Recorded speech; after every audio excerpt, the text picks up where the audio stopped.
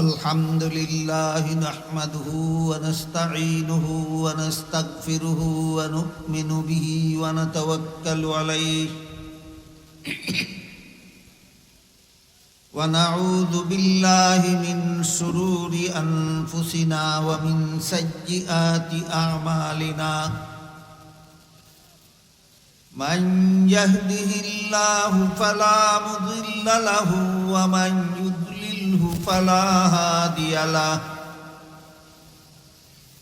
ونشهد أن لا إله إلا الله وحده لا شريك له ونشهد أن سيدنا ونبينا ومولانا محمدا عبده ورسوله صلى الله تعالى عليه وعلى آله وأصحابه وبارك وسلم. أما بعد فأعوذ بالله من الشيطان الرجيم. بسم الله الرحمن الرحيم. يرفع الله الذين آمنوا والذين أوتوا العلم درجات. وقال رسول الله صلى الله عليه وسلم: وإن العلماء ورثة الأنبياء وإن الأنبياء لم يورثوا دينارا ولا درهما إنما ورثوا العلم فمن أخذه أخذ بحظ وافر أو كما قال عليه الصلاة والسلام.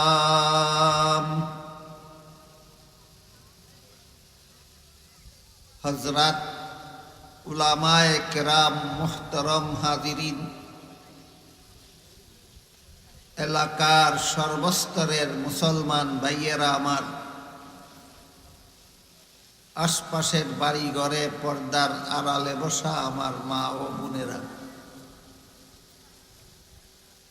আমি আশা করি আপনারা জানেন যে আজকের এই মুবারক সমাবেশের আয়োজন আপনাদেরই প্রতিষ্ঠিত, আপনাদেরই সাহায্য সহযোগিতায় পরিচালিত একটা মাদ্রাসার পক্ষ থেকে এই আয়োজনটা করা হয়েছে। এজন্য মাদ্রাসার দ্বারা আপনাদের কি উপকার, মাদ্রাসা থাকলে আপনাদের কি উপকার হবে, না থাকলে কি ক্ষতি হবে, এই বিষয়টা আমি মনে করি এই মাদ্রাসার মাহফিল থেকেই আমাদের বুঝে যাওয়া দরকার। দুনিয়াতে যত শিক্ষা আছে, সমস্ত শিক্ষার থেকে মাদ্রাসা শিক্ষার একটা আলাদা গুণ আছে, যেই গুণটা আর কোনো শিক্ষার মধ্যে নেই। নানা রকম শিক্ষা জগতের মধ্যে আছে,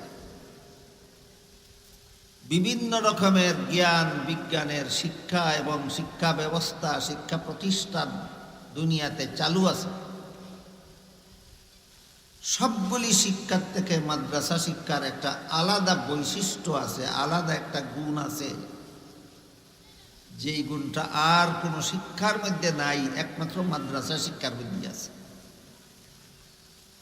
এই গুণটা কি? এই গুণটা হইল শেষ বিচারের ভয়। মানুষের অন্তরে শেষ বিচারের ভয় সৃষ্টি হয় একমাত্র মাদ্রাসা শিক্ষার দ্বারা, আর কোনো শিক্ষার দ্বারাই। আমি যদি অসৎ কাজ করি, আমি যদি অন্যায় করি, আমি যদি অপরাধ করি, আমি যদি চুরি করি, ডাকাতি করি, খুন খারাপি করি, আমি যদি দুর্নীতি করি, জালিয়াতি করি, আর দুনিয়ার কোনো মানুষ যদি আমাকে ধরতে নাও পারে, তবুও শেষ বিচারের দিন আল্লাহর কাছে আমার জবাব দিতে হবে। এই ভয়টা মানুষের অন্তরে সৃষ্টি হয় একমাত্র মাদ্রাসা শিক্ষার দ্বারা। একমাত্র মাদ্রাসা শিক্ষা ছাড়া শেষ বিচারের দিন আল্লাহর কাছে কি জবাব দেব, এই ভয় দুনিয়ার আর কোনো শিক্ষার দ্বারা সৃষ্টি হয় না। দেখেন তো কথাটা আপনাদের বুঝে পড়ে কিনা? শেষ বিচারের দিন আল্লাহর কাছে কি জবাব দিব, এই ভয় কোন শিক্ষার দ্বারা মানুষের অন্তরে সৃষ্টি হয়? একমাত্র মাদ্রাসা শিক্ষার দ্বারা। এই ভয়টা যদি কোনো মানুষের অন্তরে জাগে না, যে আমি কোনো অন্যায় কাজ করলে দুনিয়ার কোনো মানুষে আমারে ধরতে না পারলেও শেষ বিচারের দিন আল্লাহর কাছে কি জবাব দেব, এই ভয় যদি কোনো মানুষের অন্তরে জাগে না, তাহলে সে যত বড় শিক্ষিত হবে তত বড় দুর্নীতিবাজ হতে বাধ্য। যত বড় শিক্ষিত হইব তত বড় দুর্নীতিবাজ, যত বড় শিক্ষিত হবে তত বড় অসৎ হতে বাধ্য। আপনারা কি জানেন, বর্তমান সমাজে অশিক্ষিতরা বেশি ঘুষ খায় না শিক্ষিতরা ঘুষ খায়? ঘুষ খাওয়া অপরাধ কিনা? অপরাধ। অশিক্ষিতরা খায় না কেন? সুযোগ পায় না। শিক্ষিতরা খায় কেন? সুযোগ পায়। ঘুষ খাওয়ার সুযোগ পাইল বলেই যে ঘুষ খাইল, তার অন্তরে কি এই ভয়টা আছে যে আমি আল্লাহর কাছে কি জবাব দেব? নাই। কাজেই শেষ বিচারের দিন আল্লাহর কাছে কি জবাব দেব, এই ভয় না থাকলে যত বড় শিক্ষিত হবে তত বড় দুর্নীতিবাজ হতে বাধ্য। আর এই ভয়টা মানুষের অন্তরে জাগ্রত হয় একমাত্র ইসলামী শিক্ষার দ্বারা, কোরআন শিক্ষার দ্বারা, মাদ্রাসা শিক্ষার দ্বারা।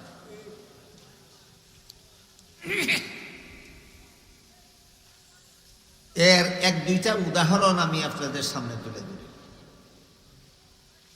আপনাদের অনেকের জানা থাকলে থাকতেও পারে, কারো জানা না থাকলে নাও থাকতে পারে। পাকিস্তানের একজন পৃথিবী বিখ্যাত আলেম আছেন, আল্লামা তকি উসমানী দামাত বারাকাত। বর্তমান দুনিয়াতে সারা দুনিয়া জুড়ে আঙ্গুলে গোনার মতো বড় বড় যে কয়েকজন আলিম আছেন,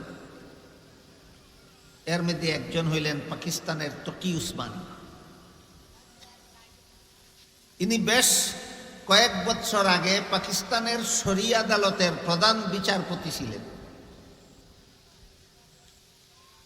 তিনি প্রধান বিচারপতি থাকাকালে এক বক্তৃতায় বলেছিলেন যে চুরের শাস্তির রায় দেওয়ার দায়িত্বটা আমার, কিন্তু আমি যেদিন থেকে বিচারপতি হয়েছি এরপর থেকে আজ পর্যন্ত কোনো চুরের শাস্তির রায় দেওয়ার সুযোগ পাইলাম না। কারণ চুরকে আদালতে হাজির করলে আমি সাক্ষী প্রমাণ নিয়ে রায় দিতাম শাস্তির। চুরকে আদালতে হাজিরই করে না, থানার থেকে পুলিশে ঘুষ খাইয়া ছেড়ে দেয়। চুরকে থানার থেকে আদালতে হাজির করে না, থানার থেকেই ঘুষ খাইয়া চুরে ছেড়ে দেয়। আদালতে আসলে আমি রায় দিতাম শাস্তির, আদালতে আসতেই পারে না, আমি শাস্তির রায় দিব। থানার থেকে পুলিশে চুরের কাছ থেকে ঘুষ খাইয়া চুরকে ছেড়ে দেয় শুধু পাকিস্তানের পুলিশ, আর কোন দেশের পুলিশে ঘুষ খাইয়া চুর ছাড়ে না। এরা কি অশিক্ষিত না শিক্ষিত? শিক্ষিতর দল ঘুষখোর হইল কেন? শেষ বিচারের দিন আল্লাহর কাছে কি জবাব দিব সেই ভয় নাই, সেই ভয় নাই। এই জন্য শিক্ষিত হইয়া ঘুষখোর গেল। পাকিস্তানের ঘটনা, বাংলাদেশের এক ঘটনা করি। এটাও মনে হয় আজকের থেকে প্রায় 50 বছর আগের ঘটনা। ব্রাহ্মণবাড়িয়া এলাকার এক সভার থেকে আমি রেলগাড়িয়ে বাড়িতে আসার জন্য ব্রাহ্মণবাড়িয়া রেল স্টেশনে গেলাম। গিয়া দেখি গাড়ি সাইডে দিতেছে, টিকিট নেওয়ার আর সুযোগ নেই। টিকিট ছাড়াই রেলগাড়িতে উঠলাম। টিটি সাহেবরে কইলাম যে আমি টিকিট নিতে পারছি না, আমার একটা টিকিট বানাইয়া দেন, আর যা ভাড়া হয় আমার কাছ থেকে আর নেন। উনি আমার কয়েক টিকিট বানাইয়া দেওয়া যাবে না। আমি বললাম কেন? সরকারে তোমার বেতন দেয়, যারা টিকিট ছাড়া উঠে এরা টিকিট বানিয়ে দিবার লাগে, আমার টিকিট বানিয়ে দেওয়া যাবে না, তোমার চাকরিটা কোনটা? হয় টিকিট বানাইয়া দিলে শুধু ভাড়া দিলে হবে না, বিনা টিকিটে রেলগাড়িতে উঠার জরিমানাও দিতে হবে আলাদা। আমি কইলাম জরিমানাও দেব, ভাড়াও দেব, টিকিট বানাইয়া দেব। এখন আমারে কয় আপনার জরিমানা তো লাগবেই না, ভাড়াও সবটুকু লাগবে না, টিকিট ছাড়া যা মনে চায় আমাকে দিয়া দেন। টিকিট ছাড়া বলেন তো, টিকিট ছাড়া যা মনে চাই দিলে দেখি সরকারের তবিলও যাইব না, তার পকেটও থাকবো? এটা কি সুনীতি না দুর্নীতি? এই একটা অশিক্ষিত লোকরে সরকারে চাকরি দিছে, এই জন্য দুর্নীতিবাজ হইছে না শিক্ষিত? বুঝে থাকলে বলেন শিক্ষিত লোকটা দুর্নীতিবাজ কেন? যে শিক্ষা শিখছে ওই শিক্ষার মধ্যে শেষ বিচারের দিন আল্লাহর কাছে কি জবাব দিব ওই কথা নাই। প্রাইমারি স্কুলে পড়ছে, এখানে এই কথা নাই যে শেষ বিচারের দিন আল্লাহর কাছে কি জবাব। হাই স্কুলে পড়ছে, এখানের বইয়ে লেখা নাই দুর্নীতি করলে শেষ বিচারের দিন আল্লাহর কাছে কি জবাব। কলেজে পড়ছে, এখানের বইয়ে লেখা নাই দুর্নীতি করলে আল্লাহর কাছে কি জবাব। এই জন্য বলছি, যদি শেষ বিচারের ভয় অন্তরে না থাকে, যত বড় শিক্ষিত হয় তত বড় দুর্নীতিবাদ হতে বাধ্য। বাংলাদেশে এই 50 বছর আগে একজন শিক্ষিত দুর্নীতিবাজ আছিল, আমি পাইছি। বর্তমানে বাংলাদেশে কোনো শিক্ষিত দুর্নীতিবাজ নাই। আগে 50 বছর আগের থেকে আরো কম না অনেক বেশি। এই সমস্ত শিক্ষিতরা দুর্নীতিবাজ কেন? যে শিক্ষা শিখছে ওই শিক্ষার মধ্যে এই কথাটা নাই যে আমি আল্লাহর কাছে কি জবাব দেব। কয়েকটা উদাহরণ আপনাদের শোনাইলাম যে শেষ বিচারের ভয় মানুষের অন্তরে জাগ্রত হয় একমাত্র মাদ্রাসা শিক্ষার দ্বারা। মাদ্রাসা শিক্ষা ছাড়া আর কোনো শিক্ষার দ্বারা শেষ বিচারের দিন আল্লাহর কাছে কি জবাব দিব এই ভয় জাগ্রত হয় না। এই জিনিসটা ওই মাদ্রাসা শিক্ষার আলাদা গুণ। আল্লাহর ভয় অন্তরে জাগ্রত হওয়া, আমি অন্যায় কাজ করলে আল্লাহর কাছে কি জবাব দেব, এই ভয়টা অন্তরে জাগ্রত হওয়াটাই মাদ্রাসা শিক্ষার আলাদা গুণ। এই গুণ একমাত্র মাদ্রাসা শিক্ষা ছাড়া দুনিয়ার আর কোনো শিক্ষার মধ্যে পাওয়া যায় না। নাই মাদ্রাসায় যারা লেখাপড়া করেন, কুরআন হাদিস শিখেন, তাদের অন্তরে এই গুণ জাগে, যে কারণে এরা কোনো রকমের অন্যায় কাজে গুনার কাজে জড়িত হওয়ার সাহস করতে পারে। কিন্তু যারা মাদ্রাসায় লেখাপড়া করেন না, তাদের অন্তরেও কি শেষ বিচারের ভয় জাগ্রত হওয়া দরকার নি মনে করেন? দরকার। যারা মাদ্রাসায় পড়ে না, এদের অন্তরে এই ভয়টা কেমনে জাগবো? এই ব্যাপারে হাদিস শরীফে রাসূল করিম সাল্লাল্লাহু আলাইহি ওয়াসাল্লাম বলেন, কুন আলিমান আও মুতাআল্লিমান, তুমি আলেম হও আর না হইলে আলিমের ছাত্র হও। তো মাদ্রাসায় যারা পড়ান তারা তো আলিম, মাদ্রাসায় যারা পড়ে এরা আলিমের ছাত্র। সবই তো মাদ্রাসা, আলিমও মাদ্রাসা, ছাত্রও মাদ্রাসা। যারা সারা জীবন গৃহস্থী করে, যারা সারা জীবন ব্যবসা করে, যারা সারা জীবন চাকরি করে, যারা স্কুল কলেজের লেখাপড়া নিয়ে ব্যস্ত থাকে, এরা তো মাদ্রাসায় পড়েও না, পড়ায়ও না, আলিমও না, ছাত্রও না। এদের অন্তরে কিভাবে শেষ বিচারের ভয় জাগ্রত হবে, এই চিন্তা মাথায় নিয়ে বাংলাদেশের সমস্ত কওমি মাদ্রাসাগুলি একটা ব্যবস্থা করছে। এই ব্যবস্থাটা হইল মাদ্রাসার সভা। ব্যবস্থাটা হইল মাদ্রাসার সভা। আজকাল অনেকে জানে না, বুঝেও না যে মাদ্রাসা লেখাপড়ার লাগি, সভা কেন? লেখাপড়া তো উস্তাদে করায়, ছাত্রই করে। উস্তাদের অন্তরে আল্লাহর কাছে কি জবাব দিব ভয় আছে, ছাত্ররাও একদিন অন্তরেই ভয় জাগবে যে আল্লাহর কাছে কি জবাব দিব। এছাড়া সমাজে যত মুসলমান সারা জীবন গৃহস্থী করে, সারা জীবন ব্যবসা করে, সারা জীবন চাকরি করে, সারা জীবন স্কুল কলেজের লেখাপড়া নিয়ে, সংসারের ঝামেলা নিয়ে ব্যস্ত থাকে, এরা শেষ বিচারের দিন কিভাবে আল্লাহর বিচারে বাঁচবে, এই চিন্তা মাথায় নিয়ে কওমি মাদ্রাসাগুলি এই সভা করে। এই সবার মধ্যে সর্বস্তরের মুসলমানকে এই শেষ বিচারের ভয়টা অন্তরে জাগাইয়া দেয়, যেন গৃহস্থী করলেও অসৎ কাজের সাহস না থাকে, ব্যবসা করলেও যেন গুনার কাজের সাহস অন্তরে না থাকে, চাকরি করলেও যেন গুনার কাজের সাহস অন্তরে না থাকে, স্কুল কলেজে লেখাপড়া করলেও যেন গুনার সাহস যেন অন্তরে না থাকে। তাই যারা মাদ্রাসায় কোরআন হাদিস শিক্ষা আলেম হন, তারা হইলেন বাতির মতো। আর যারা আলিমদের কথা শুনিয়া ওয়াজ মাহফিলে আইসা আলিমদের কথা শুনিয়া, জান্নাত জাহান্নামের কথা শুনিয়া, শেষ বিচারের কথা শুনিয়া, আলিম ছিলেন না কিন্তু মনের মধ্যে শেষ বিচারের ভয়টা জাগ্রত হয়, এরা হইল বাতির আলোর মতো। কথাটা বুঝানির লেগে একটা উদাহরণ দিই। এই যে দেখেন সামিয়ানার নিচে বাতি জ্বলে, এই বাতি থেকে আলো বাইর হইয়া আমাদের সমস্ত যারা বসা আছি সকলের শরীরে লাগে। বলেন তো আমার বাত্তিটা, আমার শরীরটা একটা বাত্তি না বাত্তির আলোতে আলোকিত? আমার শরীরটা বাত্তি না বাত্তির আলোতে আলোকিত। ঠিক তেমনি ভাবে কোরআন হাদিস যারা শিখছেন তারা হইলেন বাত্তি, আর তারা কথা শুনে যারা হারাম কাজ থেকে বিরত থাকে, এদের অন্তরটা ওই বাত্তির আলোতে আলোকিত।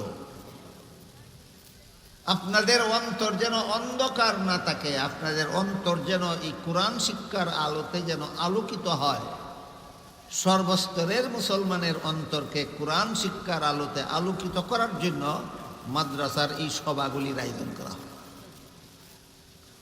বর্তমান বাংলাদেশে 25,000 কওমি মাদ্রাসা আছে। বলেন কি পরিমাণ? 25,000।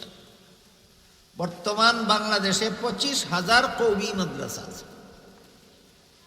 প্রায় সবগুলি কওমি মাদ্রাসার পক্ষ থেকে বৎসরে কমপক্ষে একটা ওয়াজ মাহফিল হয়।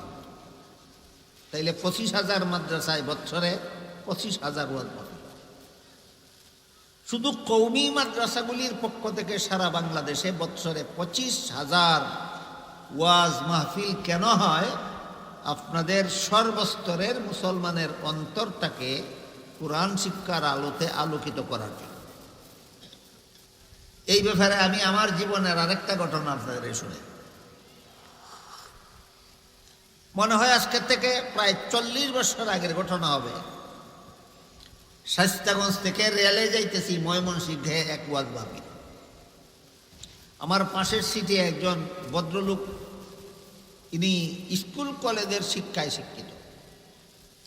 পাশাপাশি বসার কারণে আলাপ সালাপ হইল, কথাবার্তা হইল, পরিচয় হইল। এক পর্যায়ে তিনি আমারে জিজ্ঞাসা করলেন, কোথায় যাবেন? ময়মনসিংহে। কেন? ওয়াজ মাহফিল। উনি আমারে কয়, আপনারা যে ওয়াজ করেন এটার ফলাফল কি? কি ফলাফল? আমি কোনো জবাব দিলাম না। কিছুক্ষণ পরে টিটি সাহেব আইসে টিকিট চেক করতে।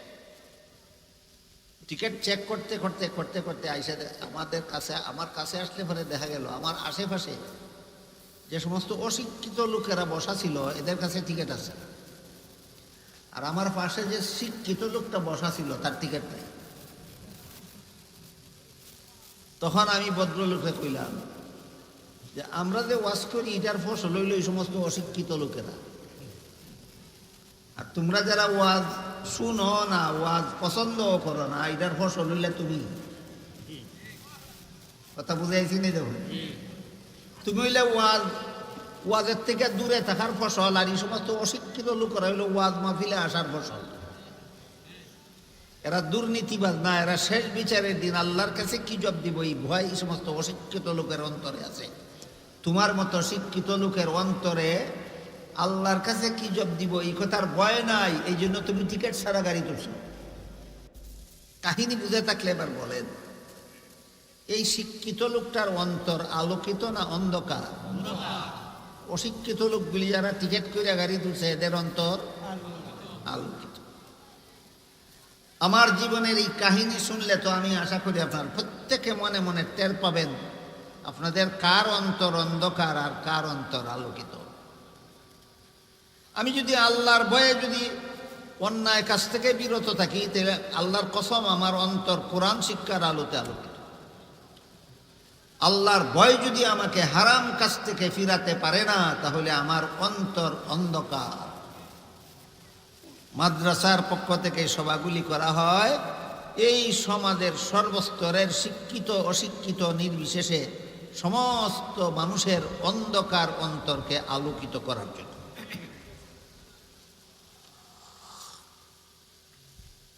এবার আমি কোরআন শেষ বিচারের দিন আল্লাহর কাছে কি জবাব দিব এই ভয় থাকলে যে অসৎ কাজ করতে পারে না, দুর্নীতির ধারে কাছে যাইতে পারে না, জালিয়াতির ধারে কাছে যাইতে পারে না। এর কয়েকটা উদাহরণ আপনাদের শুনি। একটা উদাহরণ হইল খলিফা উমর রাদিয়াল্লাহু তাআলা আইন জারি করে দিলেন, কোন দুধের ব্যবসায়ী দুধে পানি মিশাইয়া কাস্টমারকে ধোঁকা দিতে পারে না। দুধও পানি মিশাইলে পানি দেখা যায় না, দুধের মতো, দুধের মতো দুধই মনে হয়, পানি চিনা যায়, এটা ধোঁকা। দুধের মধ্যে পানি মিশাইলে যেহেতু পানি দেখা যায় না, দুধই দেখা যায়, খালি এটা কাস্টমারের ধোঁকা দেওয়ার একটা পদ্ধতি। খলিফা উমর আইন জারি করে দিলেন, এইভাবে দুধের খরিদ্দারে ধোঁকা দেওয়া যাবে না, কোনো ব্যবসায়ী দুধের মধ্যে পানি মিশাই দেবে। খলিফা উমর আবার রাতের বেলায় ঘোরাফেরা কইরা জনসাধারণের অবস্থা খোঁজখবর নিয়ে দেখতেন, তদন্ত করতেন। এই অবস্থায় খলিফা উমর ঘোরাফেরা করতে করতে একটা ঘরের সামনে গিয়া শোনেন গভীর রাতে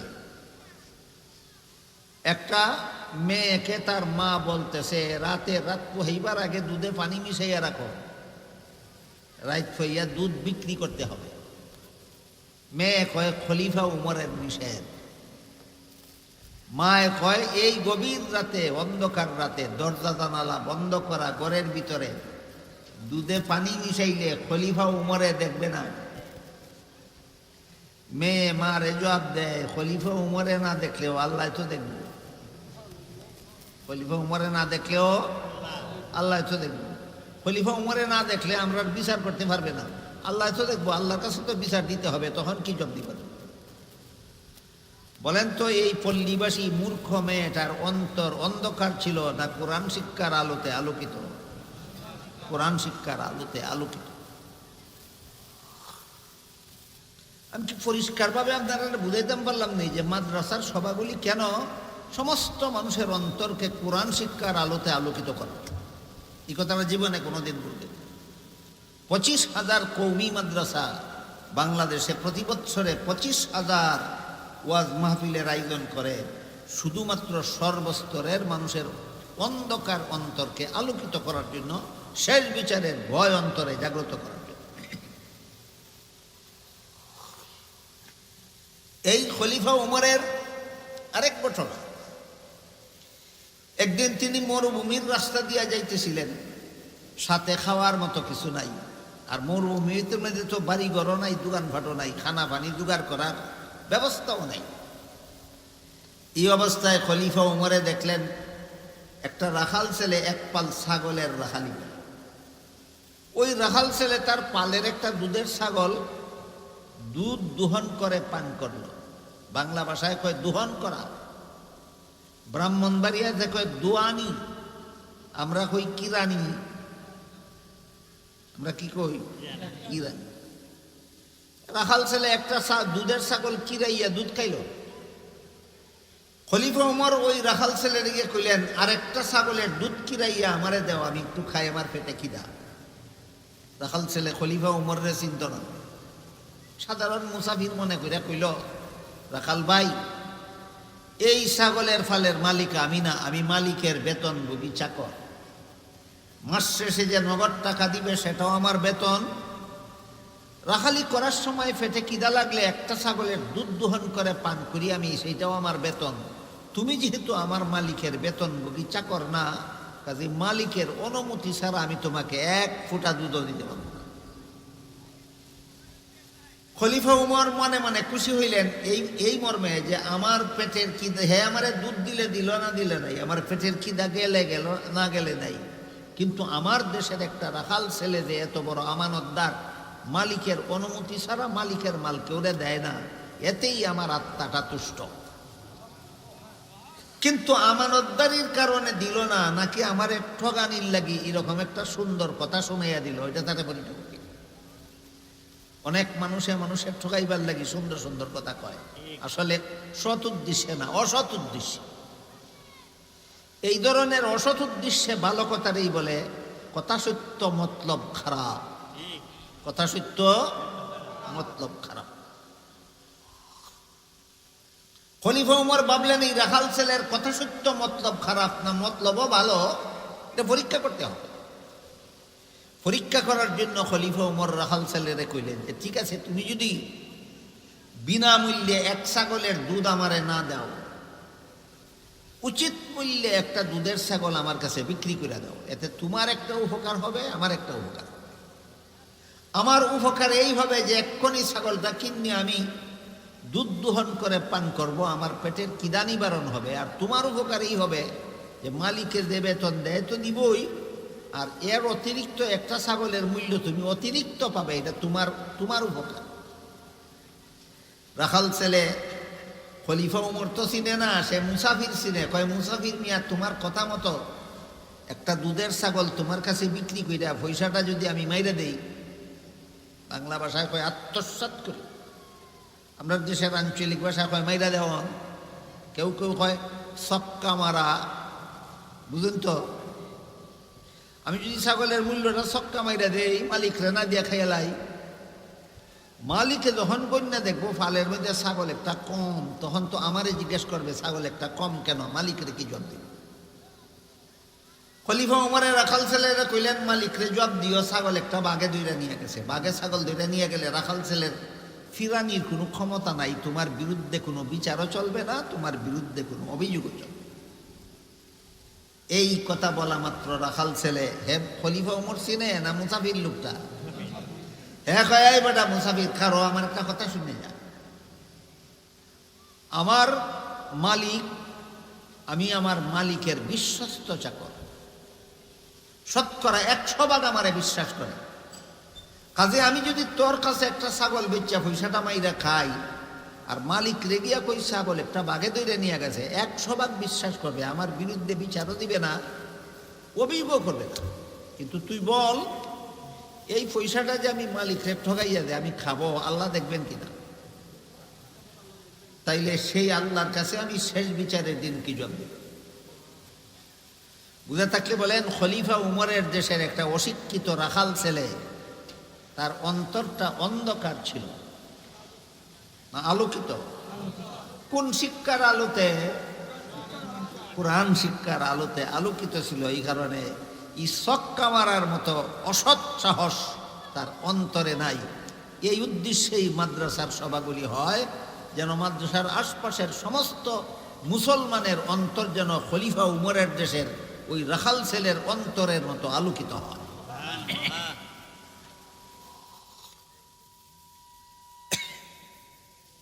এরপর আরেকটা ঘটনা শুনি। হযরত ইউসুফ আলাইহিস সালামের সাথে অপকর্ম করার জন্য জুলাইখা একটা খাস কামরায় নিয়ে গেল।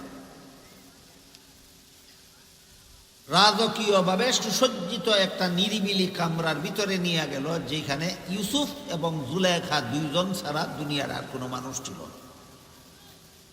ইউসুফ আলাইহিস সালাম কামরার ভিতরে গিয়া দেখলেন কামরার এক পাশে পর্দা দিয়া কোনো একটা কিছু ডেকে রাখছে। এই যে দেখেন না পর্দার ওই পাশে কিছু দেখা যায় না, এইরকম।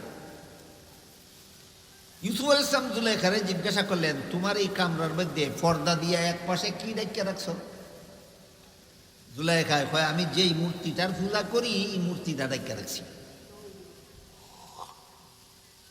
জুলেখা প্রথম জীবনে মূর্তি পূজারী ছিল, শেষ জীবনে মুসলমান হয়েছে, ইউসুফ আলাইহিস সালামের কাছে বিয়া হয়েছে, ইউসুফের পক্ষ থেকে জুলেখার সন্তানা দিয়েছে। এটি হলো ইতিহাসের শেষ কথা, আমি ওই দিকে যাইতেছি। যেদিনের ঘটনা বলতেছি তখনও জুলেখা মূর্তি পূজারী ছিল। এই কারণে ইউসুফ যখন জিজ্ঞাসা করলেন পর্দার আড়ালে কি ডেকে রাখছ, কইল আমি যেই মূর্তিটার পূজা করি মূর্তিটা ডেকে রাখছি। ইউসুফ আলাইহিস সালাম বললেন, এটা তো তুমি পূজাই করো, তাহলে ডাইক্কা রাখলে কেন? জুলেখা কয়, এখন আমি তোমার সাথে জিনা করব। সাফ কথা, এখন আমি তোমার সাথে জিনা করব। যেই মূর্তির পূজা করি তার সামনে জিনা করতে আমার লজ্জা হয়, এই জন্য ডাইক্কা রাখছি যে তোমার সাথে জিনা করতে যেন লজ্জা আমার বাধা হইয়া না দাঁড়ায়। ইউসুফ আলাইহিস সালাম জিজ্ঞাসা করলেন, মূর্তির সামনে তুই যদি মূর্তিটারে না ডাইক্কা মূর্তির সামনে যদি আমার সাথে জিনা করস, তাইলে তোর মূর্তি দেখবো কিনা? আপনারা কি বলেন, দেখবো? জুলেখা জবাব দিল যে না, এটার সামনে করলেও দেখে না, ডাকলেও দেখে না। ইউসুফ বললেন যে এটারে ডাকলেও দেখে না, না ডাকলেও দেখে না, এটারে ডাকার কি দরকার? ডাকছস কেন?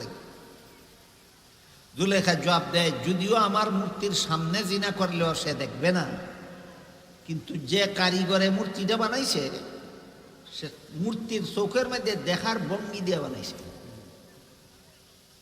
আমরা দেশের ভাষায় কয়, যেমন বোঝা যায় চাইয়া রুচি, যেমন বোঝা যায় চাইয়া। এই চৌকের ভঙ্গিটার কারণেই এটার সামনে তোমার সাথে জিনা করতে আমার লজ্জা হয়। ইউসুফ আলাইহিস সালাম বললেন, তোর মূর্তির চৌকের মধ্যে দেখার ভঙ্গি আছে, আসলে দেখে না। এরপরেও যদি তার সামনে আমার সাথে জিনা করতে তোর লজ্জা হয়, আমার আল্লাহ যে আসলেই দেখে, সেই আল্লাহর সামনে তোর সাথে জিনা করতে কি আমার লজ্জা হয় না? আজকে যদি তোর সাথে আমি জিনা করি, কাল হাসরের মাঠে আল্লাহর কাছে কি করতে? বুঝে থাকলে বলেন তো, জুলেখার সাথে এই অপকর্ম করতে ইউসুফ আলাইহিস সালাম সাহস করলেন না। কোন গুণের কারণে? আল্লাহর কাছে কি জবাব দেব? এই আল্লাহর কাছে কি জবাব দেব? এই গুণের কারণে ইউসুফের সাহস হইল না জুলেখার সাথে অপকর্ম করা। একটা মহিলার সাহস হইল না দুধের মধ্যে পানি মিশানি। একটা রাখাল ছেলের সাহস হইল না ছাগল বেচ্চা পয়সাটা মাইরা খাওয়া। সবার মূলেই তো একটা জিনিস কাজ করছে, সেটা হইল আল্লাহর কাছে কি জবাব দেব। বুঝে থাকলে বলেন, এই গুণটা মানুষের অন্তরে সৃষ্টি হয়। আল্লাহর কাছে কি জবাব দিব এই চিন্তায় কোনো রকমের অপকর্ম, কোনো রকমের অপরাধ, কোনো রকমের পাপ, কোনো রকমের গুনার কাজ করার সাহস করে না, এই ভয়ে যে আল্লাহর কাছে কি জবাব দিব। এই গুণটা মানুষের অন্তরে কোন শিক্ষার দ্বারা জন্ম হয়? একমাত্র কোরআন শিক্ষা, একমাত্র ইসলামী শিক্ষা, একমাত্র মাদ্রাসা শিক্ষা।